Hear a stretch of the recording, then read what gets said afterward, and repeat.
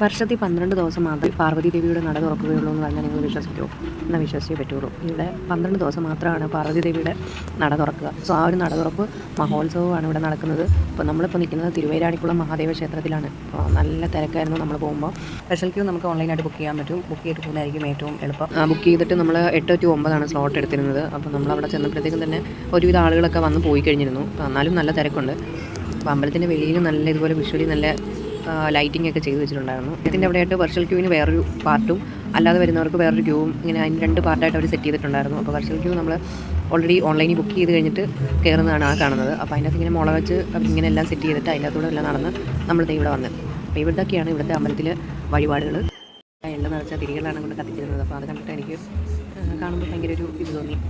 ഞാൻ ഓരോ ഇള്ളതിരി മേടിച്ച് കത്തിച്ച് ആ കൂട്ടത്തിലിട്ടു. എന്തായാലും ഓരോ അമ്പലങ്ങളിലും ഓരോരോ വിശ്വാസങ്ങളാണ്. എന്തായാലും ഞങ്ങൾ ഓരോന്നെല്ലാം എടുത്ത് കത്തിച്ചു. ഒരു തേങ്ങയും പൊട്ടിച്ചു.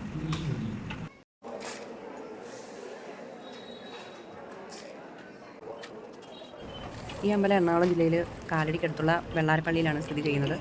എല്ലായിടത്തും കൗണ്ടറുകളുള്ളതുകൊണ്ട് നമുക്ക് സാധനം മേടിക്കാനും പൈസ അടയ്ക്കാനും ഒരു ബുദ്ധിമുട്ടുണ്ടായിരുന്നില്ല. എല്ലായിടത്തും വഴിപാട് കൗണ്ടറുണ്ടായിരുന്നു. അങ്ങനെ നമ്മളും ദേവിയുടെ ഒരു വഴിപാട് ഈ സമയത്ത് ഇപ്പോൾ നമ്മൾ ഏകദേശം ഒരു 9-9:30 ആയിട്ടുണ്ടാവും. ഈ സമയത്ത് നിറച്ച ആളാണ് അമ്പലത്തിൻ്റെ പരിസരത്ത്. നമ്മളിങ്ങനെ കടകളിൽ നോക്കി ഇങ്ങനെ നടന്നു കുറേ ദൂരം. അപ്പോൾ ഇന്നത്തേക്ക് ഇത്രയേ ഉള്ളൂ. അങ്ങനെ ഞങ്ങൾ തിരിച്ച് വീട്ടിലോട്ട് പോവാണ്. ബൈ.